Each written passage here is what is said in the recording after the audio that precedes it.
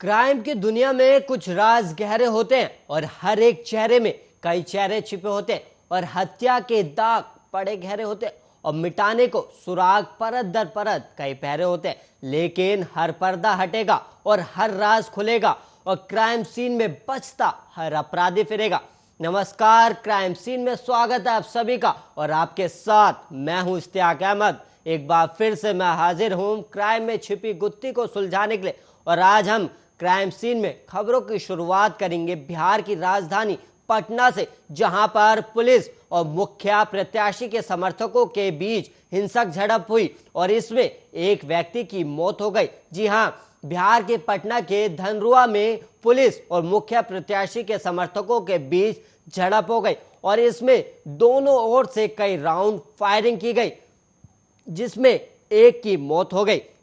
और आपको बता दें कि घटना में 1 दर्जन से अधिक पुलिस वाले भी घायल हो गए और हालत तनावपूर्ण बने हुए हैं। और वहीं जानकारी के अनुसार हालत को नियंत्रण में लाने के लिए पुलिस को हल्का बल का प्रयोग भी करना पड़ा। और वहीं आपको बता दें कि इसके बाद ग्रामीणों का पुलिस से आमना सामना हो गया, जिसके बाद स्थिति हिंसक झड़प में हो गई। और वहीं घटना के दौरान फायरिंग के अलावा पथराव होने की भी जानकारी सामने आई और घटना के बाद पुलिस प्रशासन हरकत में आ गया और धनरुआ में बड़ी संख्या में पुलिस को तैनात किया गया। और वहीं हालत काबू में बने रहे, इसके लिए पुलिस लगातार घटनास्थल के पास मौजूद है।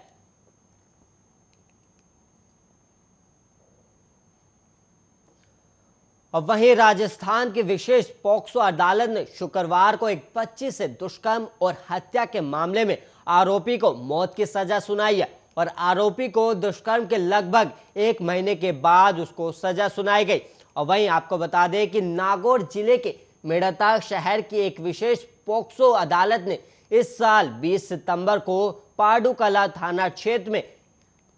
एक गांव में 7 साल की बच्ची के साथ दुष्कर्म और उसकी हत्या करने के आरोप में 25 वर्षीय व्यक्ति को मौत की सजा सुनाई है। और वहीं अतिरिक्त सत्र न्यायाधीश राठौर ने नागौर पुलिस द्वारा मामले की जांच 6 दिनों में पूरी करने और 27 सितंबर को आरोप पत्र दायर करने के बाद लगातार सुनवाई की और उन्होंने कहा कि सुनवाई के दौरान अभियोजन पक्ष के 29 गवाहों से पूछताछ की, जबकि बचाव पक्ष आरोपी जाट के बचाव में केवल 1 गवाह पेश कर सका। और वहीं अभियोजक सुमेर सिंह ने कहा कि अदालत ने बचाव पक्ष के गवाह के बयान को खारिज कर दिया और उन्होंने दावा था कि आरोपी मानसिक रूप से विकलांग है, लेकिन जांच में आरोपी को पूरी तरह से मानसिक रूप से स्वस्थ पाया गया। और वहीं अभियोजन पक्ष के अनुसार लड़की के मामा ने 20 सितंबर को उसे एक कृषि फार्म में ले जाने का लालच दिया था, जहां उसने बच्ची के साथ बलात्कार किया और वहां उसकी हत्या कर दी, क्योंकि उसे डर था कि वह परिवार के अन्य सदस्यों को इस घटना के बारे में बता देगी और उसके शव को झाड़ियों के पीछे फेंक दिया गया। और लड़की की मां की शिकायत पर पुलिस ने पीड़िता का शव बरामद कर लिया और उसी दिन दिनेश जाट को गिरफ्तार कर लिया। और मामले की जांच में तेजी लाते हुए पुलिस ने महज 6 दिनों में पॉक्सो कोर्ट में चार्जशीट दाखिल कर दी और अब अदालत ने आरोपी को मौत की सजा सुनाई है। और साथ ही सीएम अशोक गहलोत ने अदालत के फैसले पर पुलिस और जांच का स्वागत किया है। और इससे पहले भी 5 अक्टूबर को जयपुर की एक अदालत ने 25 साल के एक व्यक्ति को 9 साल की बच्ची के साथ बलात्कार करने के जुर्म में 20 साल की जेल की सजा सुनाई थी। और वहीं अदालत ने अपराध करने और के 9 दिनों के भीतर ही आरोपी को यह सजा सुनाई थी।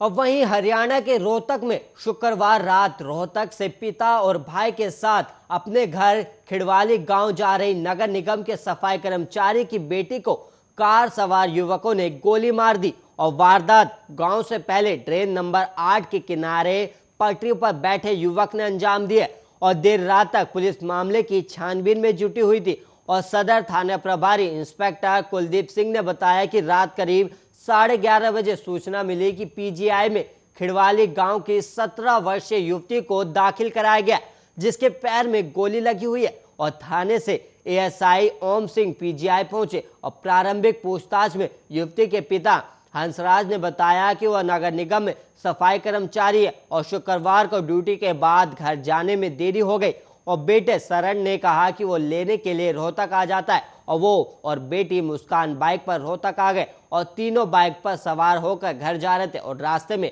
ट्रेन नंबर 8 की पटरी 1 पर इको कार खड़ी थी और वहीं पास बैठे युवक ने गोली चला दी और गोली पीछे बैठी युवती के पैर में लग गई और उनको घर जाकर गोली लगने का पता चला और वहीं उसके बाद तत्काल उसे पीजीआई में दाखिल कराया गया और वहीं थाना प्रभारी कुलबीर सिंह का कहना है कि मामले की गहराई से जांच पड़ताल की जा रही है और जांच पूरी होने के बाद ही वारदात से पर्दा उठ सकेगा।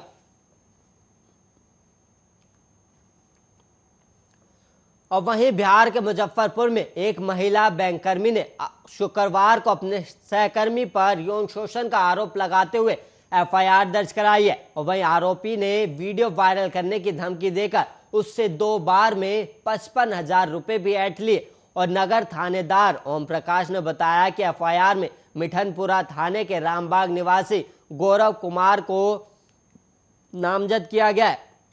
और केस की छानबीन का जिम्मा दरोगा बबीता कुमारी को सौंपा गया है। तो वहीं एफआईआर में पीड़िता ने बताया है कि वो गोला रोड स्थित एक बैंक में काम करती है, उसके साथ गौरव कुमार भी काम करता था और बैंक में ही आरोपी से दोस्ती हुई थी। नवंबर 2018 में वो मां से मिलाने की बात कहकर अपने घर पर ले गया और फिर नशे की दवा खिलाकर उसके साथ दुष्कर्म किया गया और इसका वीडियो भी बना लिया गया। जब होश में आई तो उसकी मांग में सिंदूर भरकर मंगलसूत्र पहना दिया गया और उसने कहा कि अब से वो उसकी पत्नी है और फिर झांसा देकर लगातार यौन शोषण किया गया और जब वो गर्भवती हो गई तो आरोपी ने अपने पिता के साथ मिलकर गर्भपात करा दिया और अहियापुर थाना के समीप सब्जी दुकान पर शुक्रवार को एक अधेड़ शख्स ने एसकेएमसीएच की एक महिला डॉक्टर से बदसलूकी की है और वहीं छेड़खानी का भी मामला सामने आया और वहीं विरोध पर खुद को स्वास्थ्य विभाग का अधिकारी होने का दावा करने लगा और डॉक्टर ने अहियापुर थाने में एफआईआर दर्ज कराई है और इसमें अधेड़ के अलावा उसके बेटे का नाम और मोबाइल नंबर भी पुलिस को दिया गया और पुलिस छानबीन में जुट गई है और डॉक्टर ने आवेदन में बताया है कि घटना के वक्त वो ड्यूटी से घर लौट रही थी और इस दौरान थाने के समीप सब्जी दुकान पर उसके साथ अधेड़ ने बदसलूकी और छेड़खानी की और वहीं थानेदार विजय कुमार सिंह ने बताया कि एफआईआर दर्ज कर छानबीन की जा रही है।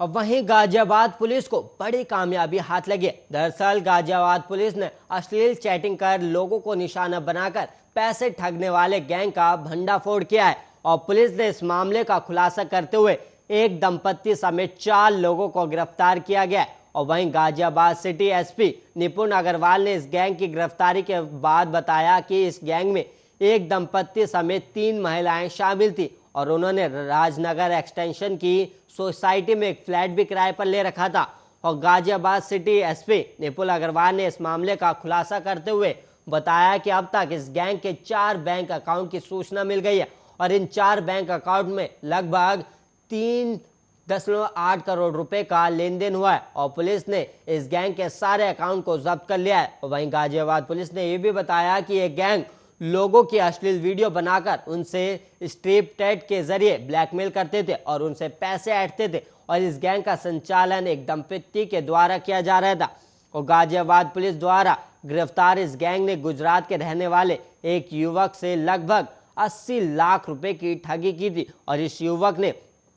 पहले स्ट्रिप चैट किया, बाद में पर्सनल नंबर शेयर कर गैंग के लोगों से बातचीत करने लगा और पहले इस गैंग के लोगों ने उसके साथ बातचीत कर वीडियो कॉल के जरिए उसकी अश्लील वीडियो बनाकर उसे ब्लैकमेल किया और 1 साल में लगभग 40 लाख रुपए ठग लिए और इसके बाद भी इस गैंग ने युवक को नहीं छोड़ा और लगभग 80 लाख रुपए की ठगी युवक के साथ की गई और इस मामले में इस गैंग के खिलाफ गुजरात पुलिस में भी मुकदमा दर्ज किया गया है।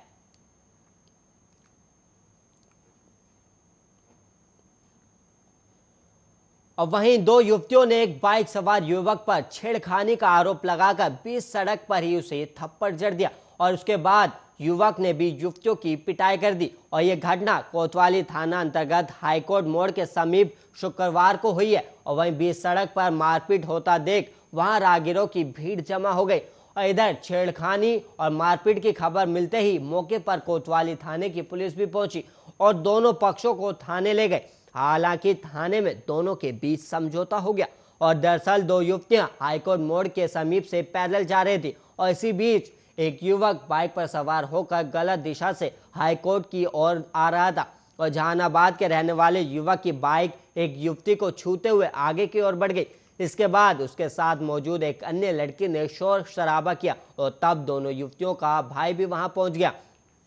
और फिर युवतियों ने युवक को थप्पड़ जड़ दिया और मारपीट के दौरान बाइक सवार युवक ने भी युवतियों की पिटाई कर दी और इस दौरान युवक की भांजी भी वहां आ गई और युवक का कहना था कि वो अपनी भांजी को लेने यहां पहुंचा था और गलती से उसकी बाइक एक युवती को छूते हुए आगे बढ़ गई और उसने छेड़खानी नहीं की और थाने में समझौता होने के बाद दोनों पक्ष वापस घर लौट गए।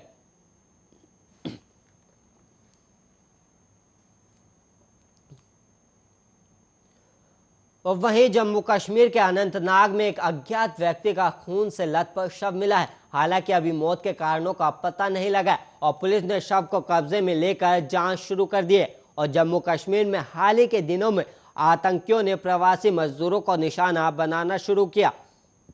और ऐसे में कयास लगाए जा रहे हैं कि आतंकी शख्स की हत्या को अंजाम दे सकते हैं। हालांकि पुलिस ने कहना है कि जांच में आतंकी घटना से जुड़ा कोई एंगल सामने नहीं आया और पुलिस के मुताबिक ये शव शमशान घाट बिलाल कॉलोनी जंगल मंडी में मिला और पुलिस के मुताबिक ये शव प्रवासी भिखारी है जो भीख मांगकर अपना गुजारा करता था और शव के सिर में चोट के निशान भी मिले। हालांकि पुलिस ने घटना का आतंकी लिंक होने से साफ इनकार किया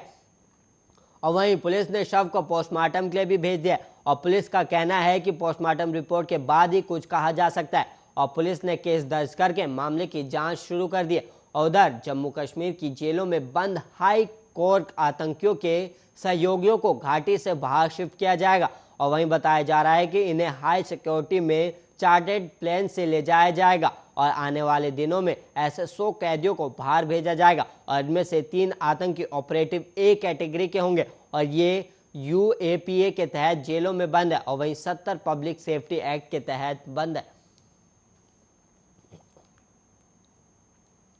और वहीं झारखंड के पलामू जिले में पुलिस ने डकैतों के एक ऐसे गिरोह का खुलासा किया है जो पड़ोसी राज्य बिहार से डकैती करने पलामू आते थे और पलामू पुलिस ने डकैती के एक इंटरेस्टेड गैंग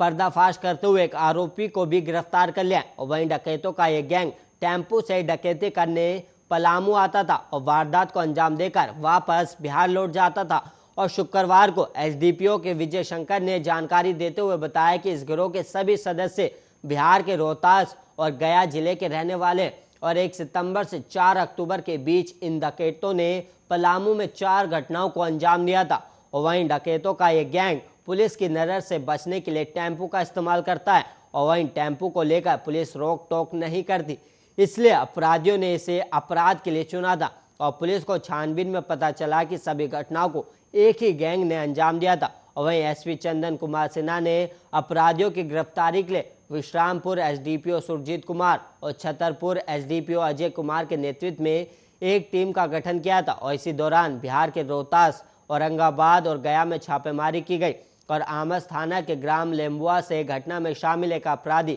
धर्मेंद्र चौधरी को गिरफ्तार किया गया और वहीं आरोपी डकैत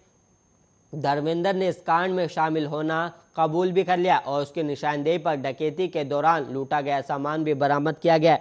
और वहीं धर्मेंद्र ने पूछताछ में अपने साथियों के बारे में पुलिस को जानकारी दी। अब उसके साथियों की गिरफ्तारी के लिए लगातार छापेमारी की जा रही है। और वहीं 3 साल पहले सामूहिक दुष्कर्म मामले की जांच करने के लिए पंचकुला से नारायणगढ़ क्षेत्र के गांव लोटो में आए पुलिस मुलाजिमों पर मारपीट और पैसे हड़पने के आरोप में केस दर्ज किया गया और वहीं आपको बता दें कि मानवाधिकार आयोग के चेयरमैन की ओर से कराई गई जांच में दोषी पाए जाने के बाद मामले में 2 इंस्पेक्टर सहित 8 पुलिसकर्मियों को नामजद किया गया और इसमें इंस्पेक्टर नवीन सहरान, Karambir Singh, ASI Pradeep Kumar Panchkula, Om Prakash, head constable Ravinder पाल कंवरपाल, प्रविंदर EHC लखीमपुरा पंचकुला शामिल है। और वहीं आपको बता दें कि घटनाक्रम के अनुसार पंचकुला पुलिस 2018 में एक महिला के साथ हुए सामूहिक दुष्कर्म की जांच कर रही थी और मामले में 40 लोगों को आरोपी बनाया गया था और इसी संबंध में 21 महीने बाद पुलिस ने नारायणगढ़ निवासी एक आरोपी विष्णु को गिरफ्तार किया था और उस समय पुलिस टीम ने जाते समय गांव लोटो निवासी शिव कुमार और कपिल ठाकुर पर सरकारी ड्यूटी में बाधा पहुंचाने का आरोप लगाते हुए मामला दर्ज करवाया था। और टीम का कहना था कि शिव और कपिल ने आरोपी विष्णु को छुड़वाने का प्रयास किया था और वहीं इसके बाद कपिल ने भी पुलिसकर्मियों पर मारपीट करने और जबरन कार ले जाने का आरोप लगाया था और साथ ही कार से 50,000 रुपये निकाल लेने की भी शिकायत दी थी। और वहीं उस समय कपिल की शिकायत पर पुलिस की ओर से कोई कार्रवाई नहीं की गई। इसके बाद कपिल ने मानवाधिकार आयोग चंडीगढ़ में शिकायत दी और साथ ही सबूत के तौर पर 2 वीडियो भी सौंपी थी जिसमें पुलिसकर्मियों की ओर से मारपीट के प्रमाण थे। और जांच के बाद दोषी पाए जाने पर मानवाधिकार आयोग के चेयरमैन के आदेश पर वीरवार की रात आरोपी पुलिसकर्मियों के खिलाफ केस दर्ज कर लिया गया है। और वहीं लखीमपुर खीरी जिले के तिकुनिया इलाके में 3 अक्टूबर को हुई हिंसा में 4 किसानों समेत 8 लोगों की मौत के मामले के मुख्य आरोपी आशीष मिश्रा उर्फ मोनू समेत 4 आरोपी को जिला अदालत ने शुक्रवार को जेल भेज दिया है। और वहीं आपको बता दें कि आरोपी आशीष मिश्रा केंद्रीय गृह राज्य मंत्री अजय मिश्रा टेनी के बेटे हैं और विशेष अभियोजन अधिकारी एसपी यादव ने बताया कि जांचकर्ताओं ने मुख्य न्यायिक मजिस्ट्रेट चिंताराम की अदालत में अर्जी देकर आशीष मिश्रा उर्फ मोनू, अंकित दास, शेखर भारती और लतीफ को पुलिस हिरासत में भेजने का अनुरोध किया था। और यादव ने कहा कि अभियोजन पक्ष और बचाव पक्ष की दलीलें सुनने के बाद अदालत ने चारों आरोपियों को 22 से 24 अक्टूबर तक पुलिस हिरासत में भेजने की अर्जी स्वीकार कर लिया और उन्होंने कहा कि पुलिस हिरासत की अवधि 22 अक्टूबर शाम 5 बजे से शुरू होगी और 24 अक्टूबर शाम 5 बजे समाप्त होगी। और यादव ने तब बताया था कि अदालत में आशीष मिश्रा को 14 दिन की पुलिस हिरासत में भेजने की अर्जी दी गई थी और जिस पर सुनवाई के बाद अदालत ने 12 से 15 अक्टूबर तक उन्हें हिरासत में भेजने की स्वीकृति दी थी। और वहीं आपको बता दें कि 3 अक्टूबर को जिले के तिकुनिया इलाके में हुई हिंसा में 4 किसानों समेत 8 लोगों की मौत हो गई थी और इस मामले में केंद्रीय गृह राज्य मंत्री अजय मिश्रा के बेटे आशीष और 15 से 20 अन्य लोगों के खिलाफ हत्या का मामला दर्ज किया गया है और आशीष को पिछले 9 अक्टूबर को गिरफ्तार भी किया गया था और इस मामले में अब तक 10 अभियुक्त गिरफ्तार किए जा चुके हैं। और उन्होंने कहा कि अदालत ने जांच में हस्तक्षेप किए बिना आरोपी के वकील को उपस्थित होने की अनुमति देने का आदेश दिया। और वहीं उन्होंने आगे कहा कि अदालत ने आरोपी की मेडिकल जांच के भी निर्देश दिए और इस मामले में आरोपी अंकित दास पूर्व केंद्रीय मंत्री स्वर्गीय अखिलेश दास का भतीजा है जिसको पिछले दिनों हिरासत में पुलिस लखनऊ लेकर आई और उसके घर से रिवॉल्वर और बंदूक भी बरामद करी थी। और इससे पहले भी अदालत ने आशीष मिश्रा समेत अन्य आरोपियों को पुलिस हिरासत में भेजा था।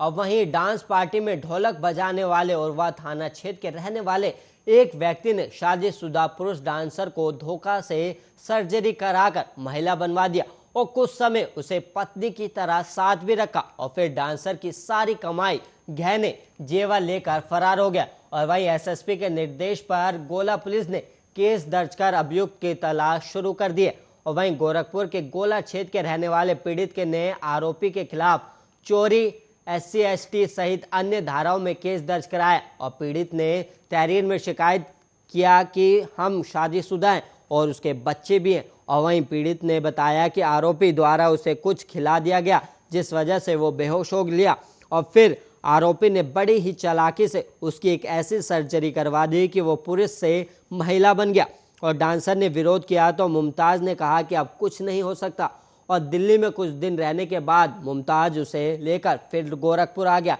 और यहाँ खुद ढोलक बजाता था, उससे डांस कराता था। जो भी पैसा मिलता था मुमताज अपने पास ही रख लेता था और डांसर के मुताबिक मुमताज कहता था कि वो अब विवाहित है और हम दोनों पति पत्नी की तरह रहकर रुपए कमाते रहेंगे। लेकिन फिर 3 अक्टूबर को मुमताज उसे अपने गांव भरवालिया ले गया और डांसर का आरोप है कि उस रात वो उसके घर पर ही सो गया और सुबह पता चला कि उसके बैग में रखा 10 लाख नगद और 4 लाख के गहने गायब थे। और इसके बाद ही पीड़ित ने पुलिस का रुख किया और अपनी शिकायत दर्ज करवाई। और इस बारे में जब गोला थाना प्रभारी से बात हुई तो उन्होंने बताया कि यह मामला देर शाम आया था और एसएसपी शाह के निर्देश पर शिकायत दर्ज हुई है। और वहीं बताया गया कि 320, 326, 328 और 580 ST के तहत केस दर्ज कर अभियुक्त की तलाश शुरू की गई है। और इसी के साथ क्राइम सीन में इतना ही। ऐसे ही देश और दुनिया की तमाम खबरों के लिए आप बने रहिए आर्य न्यूज के साथ।